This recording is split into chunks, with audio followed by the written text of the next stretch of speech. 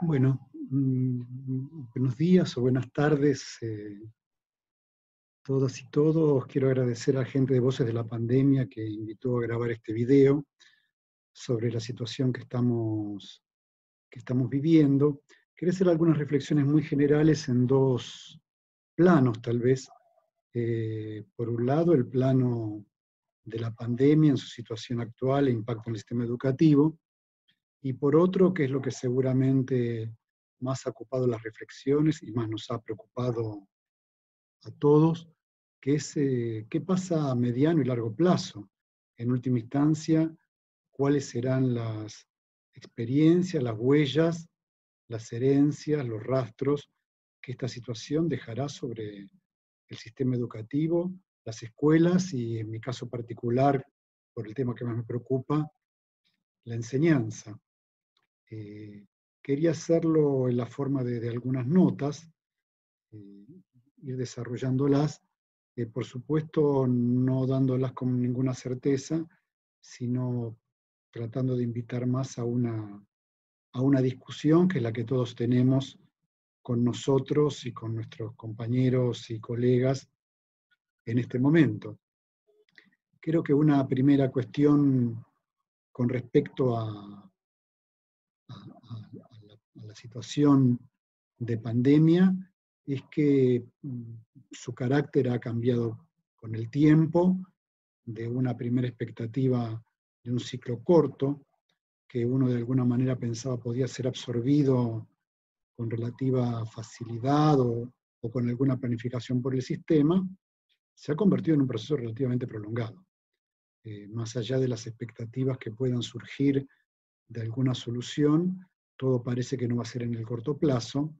y si bien algunos meses eran reprogramables, cuando ya esto incluye un año, o tal vez más de un año, en algunos niveles del sistema, eh, surge la pregunta acerca de cómo empezar a considerar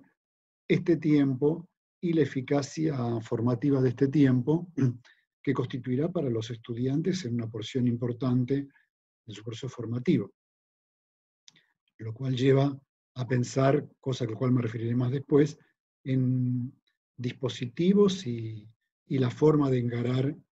la enseñanza en estos tiempos. Y me parece que el segundo nivel, o el segundo plano para pensar la situación actual de pandemia, es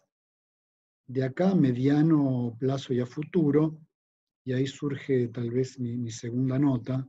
y entiendo que mucha gente ha pensado en este sentido, que es considerar la pandemia, la situación, su impacto en el sistema educativo, como un analizador del sistema, de la educación argentina y la de todo el mundo, y sobre todo como un analizador de la relación entre educación y situación social, que es algo que ya en pedagogía manejamos hace muchas décadas, en las cuales hemos constatado, sabemos y hoy día ya no dudamos del impacto profundo de la situación social de origen en la distribución de beneficios escolares, en los rendimientos y en el aprovechamiento educativo, lo que vamos a llamar el par inclusión en cuanto a aprovechamiento e instalación social de la formación recibida, o exclusión, no en sentido pleno de estar fuera del sistema educativo, sino que el sistema educativo no ofrezca a sectores importantes de la población una oportunidad real de adquirir conocimientos valorables y recibir una formación acorde a un proceso de integración social plena en un punto, o un ejercicio pleno de los derechos sociales. Eh, Creo que en ese sentido la pandemia ha puesto muy en relevancia el modo en el cual la escuela tal como la conocemos actúa o deja de actuar por ausencia, en este caso, eh, dentro de los mecanismos de diferenciación social acentuados por décadas de creciente desigualdad en el mundo entero y en particular en Latinoamérica, y muy crudamente en nuestro país, en una situación que todos conocemos, si bien estos procesos de desigualdad han conocido zigzags en los últimos 20 años, con momentos de recuperación importantes y otros de caída profunda y de aumento de la desigualdad. El resultado final, el promedio que da todo este proceso, que va de inicio de los 90, al menos, y con su primer fuerte impacto con el antecedente y la dictadura militar de los años 70,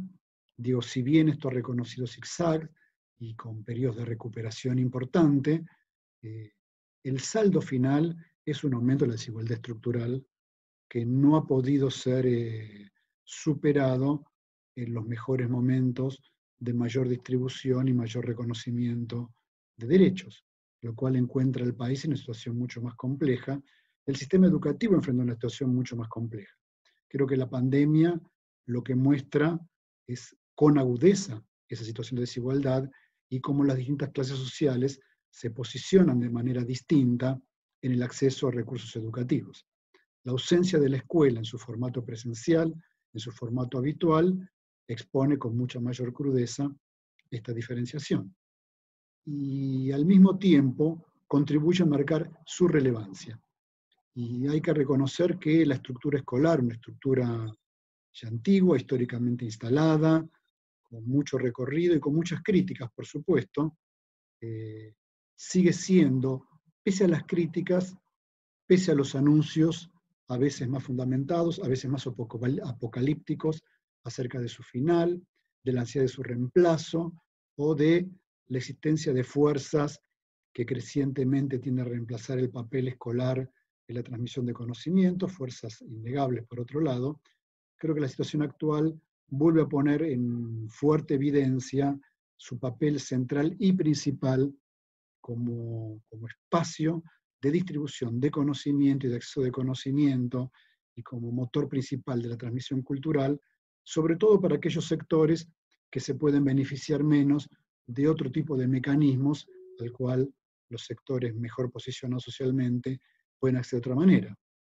Equipamiento, conectividad, apoyo escolar, acceso a bienes culturales por otras vías, etc. Basado en esto, mi tercera nota hace también al problema de la centralidad de la escuela, y sobre todo en este momento donde la presencialidad no se hace posible, el repensar nuestro proceso didáctico, nuestra manera de pensar en didáctica, en la medida en que la presencialidad se debilita, disminuye o desaparece, como en estos casos. Y aún para cuando volvamos a ella, pero es un tema del cual se puede discutir después, creo que nos está mostrando algunas carencias de nuestro pensamiento didáctico,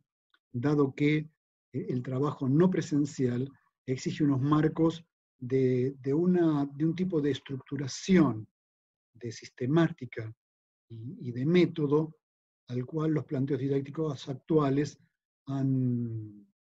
digamos, evadido en el último tiempo, más colocados o más situados en otro tipo de estrategias, más ligados a la exploración, el descubrimiento, y formas de enseñanza, digamos, en un punto entendidas como más activas, pero que requieren de pautas de interacción y de estructura previa más complejas. Creo que la actual situación de no presencialidad exige repensar nuestras maneras de pensar la metódica, la sistemática y la estructuración didáctica que ayuden a crear marcos que sostengan mejor el trabajo individual y la autogestión que cada estudiante en su familia y sin el apoyo escolar pleno que implica la interacción directa, deba desarrollar por su propia cuenta. Esta es mi tercera nota. Yo creo que hay necesidad de una reflexión profunda acerca de los marcos didácticos con los cuales estamos pensando la actual situación y en parte también lo que suceda a futuro, habida cuenta de que hay quienes, cuando termine esta crisis y este episodio, estarán en peor situación que lo que ya estaban antes de empezar. Mi cuarta nota, por lo tanto, hace también a qué pasamos y cómo pensaremos el futuro. Y es probable que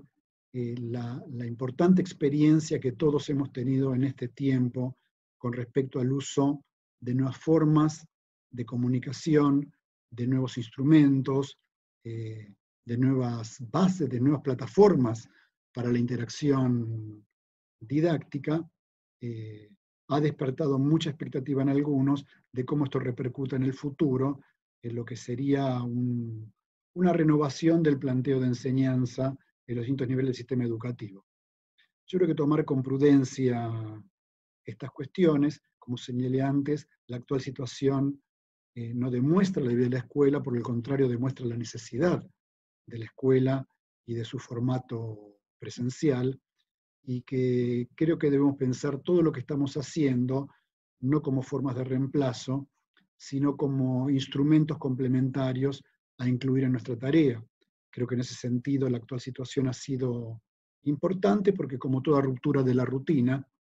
y de lo que venimos haciendo, bueno, nos ayuda a pensar en ello, nos permite sacudir el polvo de muchas cosas que estaban por ahí demasiado establecidas. En ese sentido implica una importante base para la renovación, pero una renovación que puede funcionar si entendemos la necesidad de articular aquello que hayamos experimentado como nuevo con la estructura básica de la escuela y reconocemos sus pautas y sus parámetros, que me parece muestran en la crisis su total vigencia. Con lo cual llegaría a mi último punto, que es señalar también la necesidad de que el conjunto de la reflexión pedagógica, que por momentos suele adquirir cierta autonomía, cierta suerte de mirada sobre sí misma, y a veces olvida la necesidad de pensar algo que en didáctica debemos remarcar siempre, y que yo vengo remarcando hace mucho tiempo, que es la interacción que debe haber entre el instrumento didáctico y su usuario, su público. Me parece que en este caso esto se pone mucho más en relevancia. Todo aquello de nuevo que surja en este periodo, debemos pensarlo en función de sus usuarios. No hay mejor instrumento que aquel que pueda ser bien utilizado, y ningún instrumento tiene una cualidad intrínseca que lo haga mejor a cualquiera, con independencia de sus condiciones de uso y de sus posibilidades de uso, no solo por un pequeño grupo, sino por una cantidad importantes de docentes, de profesores y de profesoras en condiciones reales, en escuelas reales, con estudiantes reales. Y creo que nos queda un amplio campo de reflexión y de experimentación de cómo se incorpore nuevas tecnologías, nuevos medios, nuevas formas, en los patrones habituales de la enseñanza escolarizada, y en esto incluyo cualquier nivel, del nivel inicial al nivel universitario, digo, cómo se incluyen en estos patrones de un modo sustantivo, utilizable y aplicable por todos aquellos que trabajemos en educación y que respondemos a ciertas condiciones, a cierto marco de restricciones. Me parece este tipo de reflexión debe ser muy tenido en cuenta, no porque lo nuevo no sea importante o interesante y lo viejo sea de por sí mejor, ni tampoco por lo contrario, sino porque debemos ser capaces de generar una articulación sustantiva, útil y pragmática de aquello que pensamos para poder insertarnos adecuadamente y dejar de sentir esa enorme distancia de la cual habitualmente la pedagogía lamenta entre lo que es capaz de pensar y lo que es capaz de ayudar a hacer. Bueno, quería terminar con esto. Entiendo que lo que planteo es materia opinable y son puntos en discusión que quería dejar para todos ustedes. Así que gracias otra vez a quienes invitaron y bueno, que sirva para la reflexión de todos.